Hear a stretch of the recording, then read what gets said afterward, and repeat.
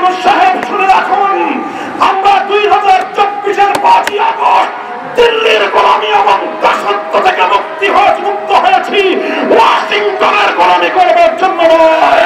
জনতা, আমরা পরিষ্কার ভাষায় বলি, 1972 সালে নতুন এক সংবিধান রচনা করার মধ্য দিয়ে বাংলাদেশের স্বাধীনতার ইতিহাসকে কলঙ্কিত করা হয়েছে, স্বাধীনতার প্রকৃত চেতনাকে ছিনতাই করা হয়েছে। 72-এর চেতনাকে 71-এর চেতনার নাম দিয়ে 72-এর ভারতীয় দালালির চেতনাকে মুক্তিযুদ্ধের চেতনা বলে মার্কেটিং করা হয়েছে। আর সেই মার্কেটিং করার সোল এজেন্সি পালন করেছে এই ফ্যাসিবাদী দল আওয়ামী লীগ।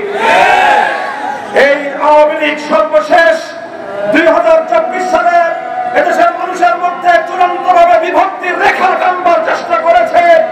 এদেশের 4 কোটি ছাত্র জনতা যখন দেশকে একটি মেধাভিত্তিক রাষ্ট্র হিসেবে গড়ে তুলবার জন্য রাজপথে বৈষম্যের বিরুদ্ধে তারা রুখে দাঁড়িয়েছে, আমার আগামী প্রজন্মের সমান 4 কোটি সন্তানকে ফ্যাসিবাদী স্বৈরাচারী জালিম শেখ হাসিনা রাজাকারের বাচ্চা বলে গালি দিয়েছিল। RICL TMX, যুগের পর যুগ স্থাপনা থাকে মজবুত। নতুন প্রজন্মকে সজাগ সতর্ক থাকবার উদাত্ত আহ্বান জানিয়ে অন্তর্বর্তীকালীন সরকারকে একটি পেগাম দিয়ে দিতে চাই। আমরা 1971 সালে বলেছিলাম, দিল্লির গোলামির জিঞ্জির ছিন্ন করেছি, দিল্লির গোলামি করবার জন্য নয়। প্রফেসর ডক্টর ইউনূস সাহেব শুনে রাখুন, আমরা 2024-এর 5ই আগস্ট দিল্লির গোলামি এবং দাসত্ব থেকে মুক্ত হয়েছি, ওয়াশিংটনের গোলামি করবার জন্য নয়। বাংলাদেশ তার স্বাধীনতায় স্বকীয়তা নিয়ে নিজের পায়ে স্বনির্ভর হয়ে মাথা উঁচু করবে। বাংলার 1 ইঞ্চি মাটি ভিন দেশীর স্বার্থে ব্যবহার করতে দেওয়া হবে না। বাংলাদেশ একটি মানবতাবাদী দেশ।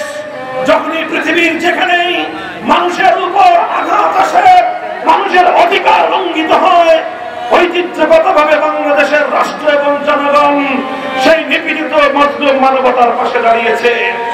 আজ আমরা বাংলাদেশের মানুষ নিপীড়িত ফিলিস্তিনের গাজাবাসীর প্রতি যেভাবে আমরা সহমর্মিতা জ্ঞাপন করেছি, ইতিপূর্বে আমরা রাখাইন থেকে উৎখাত হওয়া রোহিঙ্গা মুসলমানদেরকে আশ্রয় দিয়েছি। রাখাইনে মুসলমানদেরকে, রোহিঙ্গাদেরকে আবার পুনর্বাসন করবার জন্য যা করতে হয় আমরা তাই করার জন্য প্রস্তুত রয়েছি। আমরা ডক্টর ইউনূস সাহেবকে বলতে চাই, আপনি আন্তর্জাতিক ব্যক্তিত্ব, বিশ্ব পরিমণ্ডলে আপনার একটি গ্রহণযোগ্যতা রয়েছে। সেই গ্রহণযোগ্যতার, সেই নেতৃত্বের ক্যারিশমা দিয়ে আপনি আবার রোহিঙ্গাদেরকে তাদের স্বদেশে ফিরে যাওয়ার জন্য সম্মানজনক ভাবে ব্যবস্থা গ্রহণ করুন।